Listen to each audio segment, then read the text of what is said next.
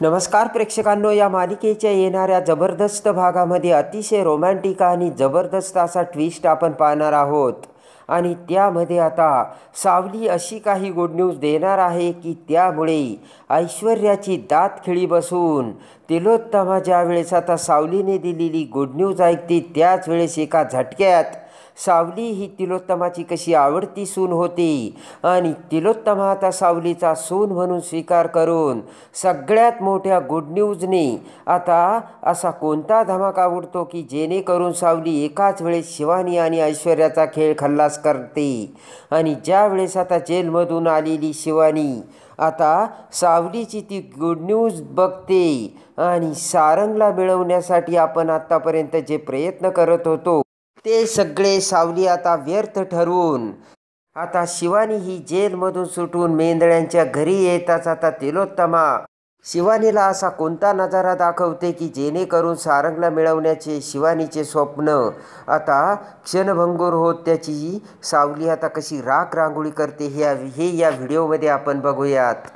त्यामध्ये आता सावलीने मोठ्या हिमतीने आता सारंगला कोर्टामधून निर्दोष सोडून शिवानीचे सगळे गुन्हे आणि सगळे काही कट कारस्थान आता समोर आणलेलं असतं. देवाच्या मदतीने ड्रायव्हरला पकडून शिवानीचं खरं रूप आणि खरा चेहरा हा सगळ्यांच्या समोर आलेला असतो. आणि त्यानंतर शिवानीने सगळ्या मेंदळ्यांना सांगितलेलं असतं की माझं सारंगवरती प्रेम आहे आणि सारंगसाठी मी हे सगळं केलं आणि सारंगला मिळवण्यासाठी मी काहीही करू शकते. आणि तेव्हा आता शिवानी ही कोणकोणत्या थराला गेली आणि तिने आता कसा आपल्या प्रेमाचा आपल्या भावनांचा खेळ करून आपल्याच पाठीत खंजीर खुपसला हे आता तिलोत्तमाच्या लक्षात आलेलं असतं. पण हुशार देवाने त्याच सरशी आता शिवानीला अटक करून जेलचा रस्ता दाखवलेला असतो. इकडे आता शिवानी ही सारंगच्या प्रेमासाठी वेडी झालेली असते तर इकडे सावली आणि देवाने मोठा खेळ करून तिलोत्तमाचं मन आता सावलीने जिंकलेलं असतं.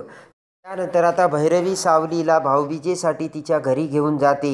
इकडे आता सारंगला सावली ही अजूनच जास्त आवडू लागलेली असते तर इकडे अमृता ही राजकुमारच्या आठवणीत येऊन आता राजकुमारची विचाराने त्रस्त झालेली असते. वेळोवेळी अमृताच्या डोक्यात आता राजकुमारचा विचार येत असतो. आणि ज्यावेळेस आता भाऊबीज करून इकडे सावली आणि तारा घरी येत असतात त्याच वेळेस आता सावली ही राजकुमारला आता मोटरसायकलचं काम करत असताना बघते. आणि त्याच वेळेस आता ॲटो रिक्षा थांबवून राजकुमारने सुद्धा सावलीच्या मनात मोठा सॉफ्ट कॉर्नर तयार केलेला असतो. आणि खरोखर मला आता माझ्या चुकांची जाणीव झाली आणि आईने मला खरोखर त्याची जाणीव करून दिली. तेव्हा कष्टाने मिळवलेले पैसे हेच खरे पैसे असतात आणि यातच खरा आनंद असतो हे राजकुमार जेव्हा सावलीला सांगतो त्यावेळेस खरंच राजकुमारला आता त्यांच्या चुकाची जाणीव झाली हे आता सावलीच्या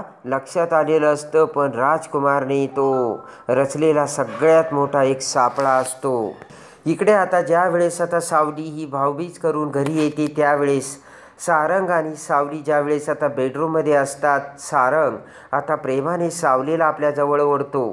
तेव्हा सावली म्हणते, हे काय करता सारंग, मला काम करू द्या ना, खूप कामं पडली आहेत. तेव्हा सारंग म्हणतो की स्वयंपाक बाकीचे कामं करायला अमृता वहिनी खाली आहे सावली आणि नुसती का खाली पळतेस असे म्हणत प्रेमाने सारंग सावलीला आपल्या जवळ ओढतो.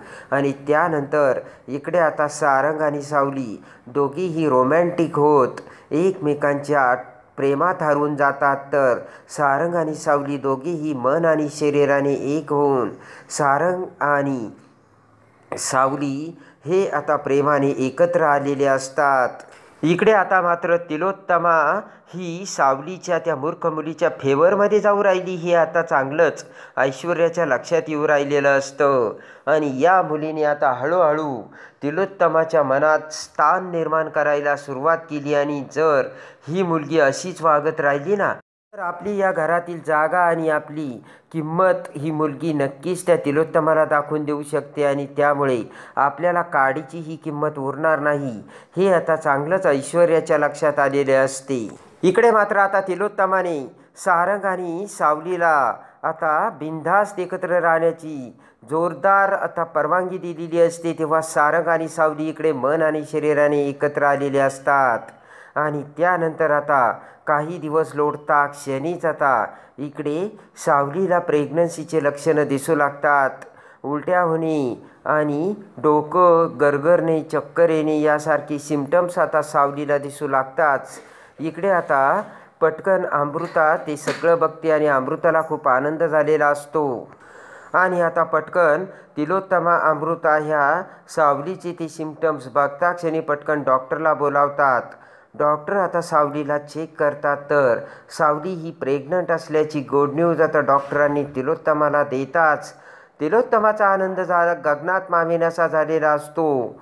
आणि मेंढळ्यांच्या घरी नातू येणार, मेंढळ्यांना वारस येणार या आता बातमीने अख्खं मेंढळ्यांचं घर दणाणून गेलेलं असतं.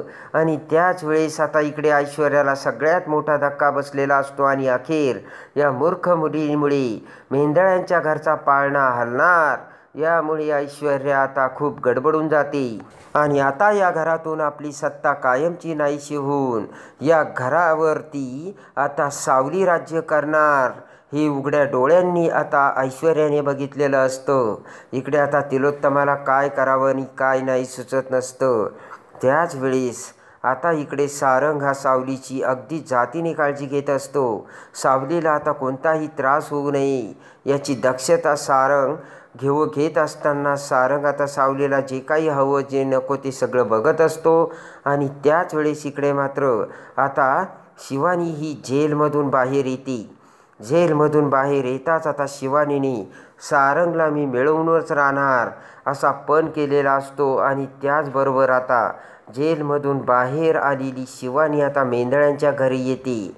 आणि मेंढळ्यांच्या घरी येता क्षणी इकडे आता सगळेजण तिथे असतात. तर आता शिवानी म्हणते की मी सारंगला मिळवून राहणारच. तर तिलोत्तमा आता रागाने पुढे येत शिवानीचं तोंड धरते आणि शिवानीला आता लगेचच समोरचा तो भयानक दृश्याचा नजारा दाखवते आणि म्हणते, शिवानी, कोणत्या गोष्टीमुळे आता तू सारंगला मिळवणार आहेस आणि लवकरच या घराचा वारस आता जन्माला येतोय आणि सारंग बाप होणार आहे आणि तू अशा परिस्थितीत सारंगला मिळवणार आहे का?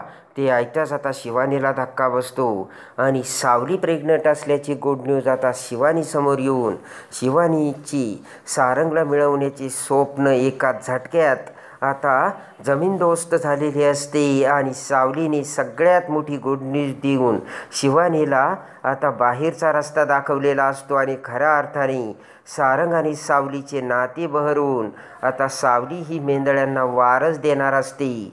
आणि इकडे आता ऐश्वर्याची सुद्धा सावलीने वाट लावलेली असते. आणि ऐश्वर्याची सुद्धा बोबडी वळवून आता सावली ही झालेली असते तिलोत्तमाची आवडती सून. तेव्हा आता सावली ही कशी तिलोत्तमाला नातू देते हे बघण्यासाठी आणि या मालिकेच्या डेली अपडेटसाठी आपल्या चॅनलला लाईक करा, सबस्क्राईब करा.